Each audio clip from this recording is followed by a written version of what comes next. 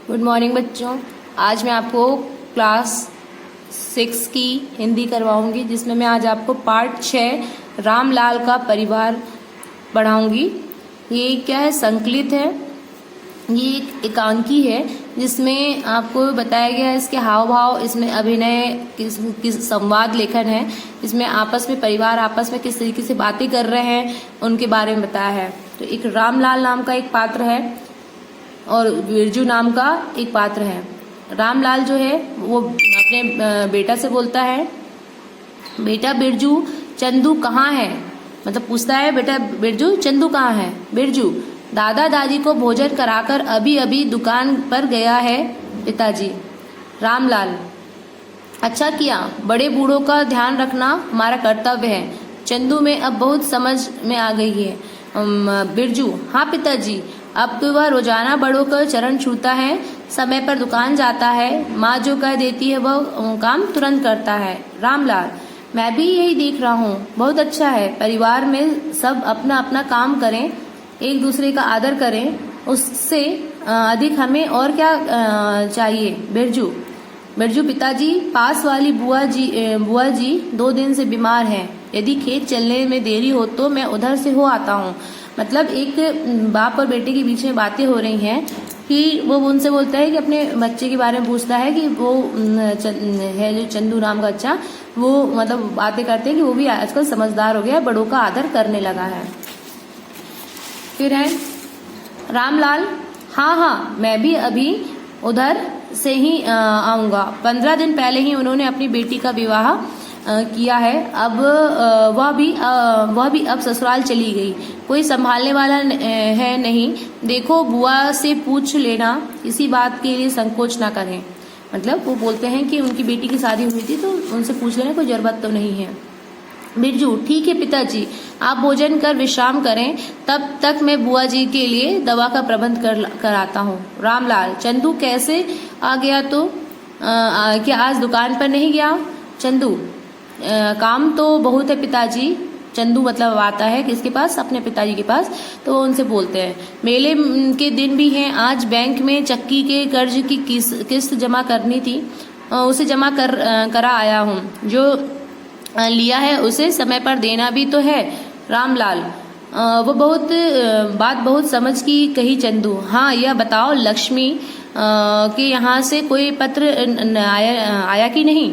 चंदू पत्र तो नहीं आया, पर पड़ोस के बीरम काका वहाँ से आए हैं, उन्होंने दादाजी को समाचार दे दिया है, वे कह रहे थे कि वह होली पर आएगी।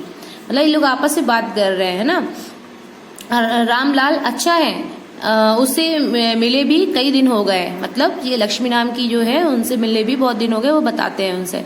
आएगी तो अपने दादा दादी से भी मिल जाएगी, कई बार याद करते हैं। चंदू पिताजी दादा दादी को तो हम सबसे बहुत ही मोह है, मतलब प्यार है, थोड़ी देर भी दिखाई ना दे तो कई बार पुकारते हैं।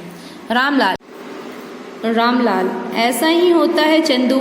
हाँ तुम्हें ध्यान है ना कि आज मेरे मेले में शिक्षाप्रद नाटक का कार्यक्रम है, बिरजू के साथ तुम भी चले जाना और दादाजी को भी ले जाना। चंदू पिताजी तुमसे तो उन्होंने कल शाम को ही कह दिया था। रामलाल अच्छा, दोनों हंस पड़ते हैं। रामलाल ने भोजन का विश्राम किया, बिरजू आ गया था, दोनों खेत पर चले गए। फसल का समय है, सांझ हुई, बिरजू और चंदू दोनों घर आकर प्रतिदिन की तरह दादा दादी के पास चले गए। मतलब शाम हुई तो दोनों चले गए। दादा बिरजू बेटा आज पास के मकान में झगड़ा हो रहा था, क्या बात थी। बिरजू वीरम काका का लड़का छुट्टियों में शहर से घर आया है, दादाजी अपने दादाजी से बताता है, काका उसे खेत की रखवाली करने के लिए कह रहे थे, किंतु वह आनाकानी कर रहा था। बात ही बात में कहा सुनी हो गई। दादा यह बात थी बिरजू, यह तो असभ्यता है। मतलब दादाजी समझाते हैं बिरजू को कि ये तो गलत है, असभ्य मतलब लोगों की पहचान है। पढ़ाई परिश्रम से घृणा तो नहीं सिखाती, परिश्रम के बिना कौन सा काम हो सकता है, क्या वीरम काका ने उससे नहीं पूछा। चंदू दादा घर घर की बात है, लेकिन लोग समझे तब ना। दादा हाँ चंदू बेटा, अब तुम भी घर आने पर अपनी माँ की मदद किया करो। देखो प्रातः शाम तक वह कितना काम करती है। दादाजी चंदू से बोलते हैं। चंदू हंसते हुए, दादाजी कल से ढेरों को संभालने का काम तो मैं करने लग गया हूँ। अब तो ठीक है ना बिरजू। दादाजी आज तो मेले चलोगे ना। दादा मतलब दादाजी बिरजू से बोलते हैं, सॉरी बिरजू दादाजी से बोलता है कि अपन मेले चलेंगे ना। दादाजी हाँ बिरजू चलेंगे, लेकिन तुम दोनों साथ चलो, तब बुढ़ापा है, कहीं गिर जाऊं तो उठा लेना। दादा कभी कभी ऐसी बातें कर परिवार में सरसता और बढ़ा देते थे। एक बार चंदू ने उनसे पूछ लिया था, दादाजी आपने अपने दांत कहाँ रखे। दादाजी ने तब चंदू के मुंह की ओर संकेत करते हुए कहा, मेरे दांत तुम्हारे मुंह में छिपाकर मुझसे पूछता है। मतलब दादाजी से चंदू पूछता है कि आपके दांत कहाँ गए, टूट जाती है ना उनकी दांत। तो वो बोलते हैं कि ये जो मेरे जो दांत हैं, दादाजी बोलते हैं कि वो तुम्हारे मुंह में जो दांत रखा हुआ है। तब सब ठाका मारकर हंस पड़ते हैं। इसी बीच रामलाल भी वहां आ गया।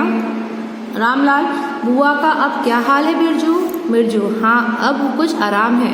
दादा बेटा उसे जरूर संभाल आया करो, अकेली है बेचारी। पिताजी ने